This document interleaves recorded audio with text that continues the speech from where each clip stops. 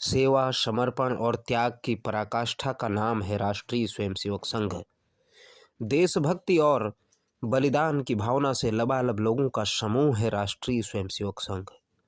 महिलाओं में निर्भयता का संचार करता है राष्ट्रीय स्वयंसेवक संघ।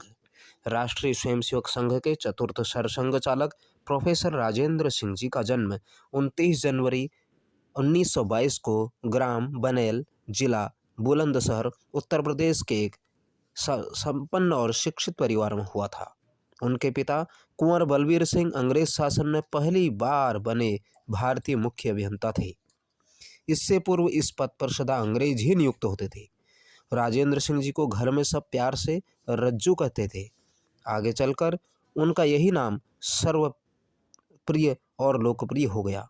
रज्जू भैया बचपन से ही बहुत मेधावी थे। उनके पिता की इच्छा थी कि वे प्रशासनिक सेवा में जाएं, लेकिन उन्हें पढ़ने के लिए प्रयाग भेजा। पर रज्जू भैया को अंग्रेजों की गुलामी पसंद नहीं थी। उन्होंने प्रथम श्रेणी में एमएससी की परीक्षा उत्तीर्ण की और फिर वहीं भौतिक विज्ञान के प्राध्यापक हो गए। उनकी एमएससी की प्रयोगात्मक परीक्षा लेने नोबेल पुरस्कार विजेता डॉक्टर सीवी रमन आए हुए थे। वे उनकी प्रतिभा से बहुत प्रभावित हुए और उन्हें अपने साथ बंगलौर चलकर शोध करने का आग्रह किया। पर रज्जू भैया के जीवन का लक्ष्य तो कुछ और ही था। प्रयाग में उनका संपर्क राष्ट्रीय स्वयंसेवक संघ से हुआ और वे नियमित शाखा जाने लगे। संघ के तत्कालीन सरसंघ चालक श्री गुरुजी से वे बहुत प्रभावित हुए थे। 1943 में रज्जू भैया ने काशी से प्रथम वर्ष संघ शिक्षा वर्ग का प्रशिक्षण प्राप्त किया।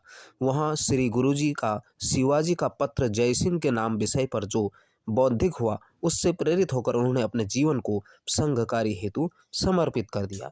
अतः वे अध्यापन कार्य के अतिरिक्त शेष सारा समय संघ कार्य में लगाने लगे। उन्होंने अपने घर में सदा बता दिया था कि वे विवाह के बंधन में नहीं बंधेंगे।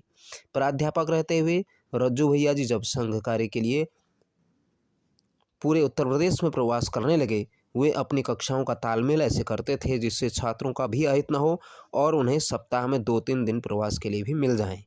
पढ़ाने की रोचक शैली के कारण छात्र उनकी कक्षा के लिए उत्सुक रहते थे। रज्जू भैया सादा जीवन उच्च विचार के समर्थक थे। वे सदा तृतीय श्रेणी में ही प्रवास करते थे और उनका प्रवास का सारा व्यय अपने जेब से करते थे।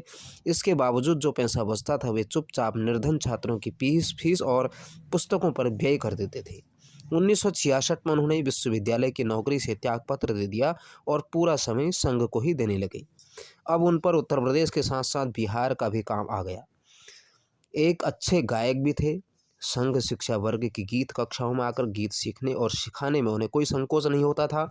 सरल उदाहरणों से परिपूर्ण उनके बौद्धिक ऐसे होते थे मानो कोई अध्यापक कक्षा ले रहा हो। उनकी योग्यता के कारण उनका कार्यक्षेत्र क्रमशः बढ़ता चला गया। आपातकाल के समय भूमिगत संघर्ष को चलाए रखने में रज्जू भैया की बहुत बड़ी भूमिका थी। उन्होंने प्रोफेसर गौरव कुमार के छद्म नाम से देश भर में प्रवास किया, जेल में जाकर विपक्षी नेताओं से भेंट की और उन्हें एक मंच पर आकर चुनाव लड़ने को प्रेरित किया। इसी से इंदिरा गांधी की तानाशाही का अंत हुआ। 1977 में रज्जू भैया जी को सह सरकार्यवाह यानी महासचिव और 1978 में सरकार्यवाह और 1994 में राष्ट्रीय स्वयंसेवक संघ के सरसंघ चालक का दायित्व मिला। उन्होंने देश भर में प्रवास कर स्वयंसेवकों को कार्य विस्तार की प्रेरणा दी। बीमारी के कारण उन्होंने 2000 ईस्वी में श्री सुदर्शन जी को यह दायित्व दे दिया। इसके बाद वे सभी कार्यक्रमों में जाते रहे।